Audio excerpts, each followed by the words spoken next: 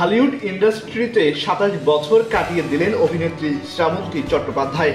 এই সময়ে বহুবার প্রেম ও ৩-৪টা বিয়ে ও বিচ্ছেদ নিয়ে আলোচনায় এসেছেন তিনি। তবে এসব বিষয় হাসি মুখে সামাল দিয়ে নিজের গতিতে এখনো ছুটে চলছেন এই অভিনেত্রী। সম্প্রতি ভারতের গণমাধ্যমে দেওয়া একটি সাক্ষাৎকারে শ্রাবন্তী বলেন, নানা ঝামেলার মধ্য দিয়ে নিজেকে শক্ত রাখতে হয়েছে। আমি মনে করি জীবন একটাই, আর আমার জীবন আমি বাঁচাবো। বাড়ি গাড়ির মাসিক কিস্তি কেউ ব্যাংকে গিয়ে দিয়ে আসবে না, আমার ছেলেকেও কেউ মানুষ করবে না।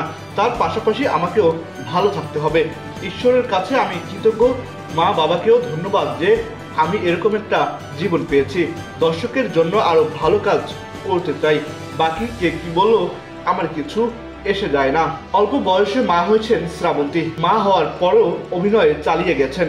ছেলে এখন বড় হয়েছে, বলা চলে বন্ধু হয়েই তার সঙ্গে বেড়ে উঠছে ছেলে অভিমন্যু। শ্রাবন্তী বলেন, 16 বছর বয়সে মা হয়েছি, তখন 10ম থেকে একাদশ শ্রেণীতে পড়ি। আজ আমার ছেলে আর আমি বন্ধু, ভাই বোনের মতো। এখন ও আমার অভিভাবক। আমি ওকে রয়্যাল বেঙ্গল টাইগার নাম দিয়েছি। এত শাসন করে আমাকে, সে বলে তোমার মধ্যে কোনোদিন পরিণতি বোধ আসবে না, শিশু থেকে যাবে। আমি বলি আমার এরকম ভালো লাগে। আপাতত বিয়ের কোনো সিদ্ধান্ত নেই বলে জানান এই অভিনেত্রী। তিনি বলেন, বর্তমানে বিয়ের কোনো পরিকল্পনা নেই তার। ভবিষ্যতে করবেন কিনা সেটাও ঠিক নেই।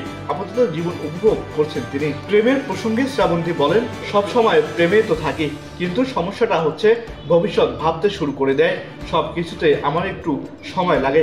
প্রত্যেকের বাঁচার অধিকার রয়েছে।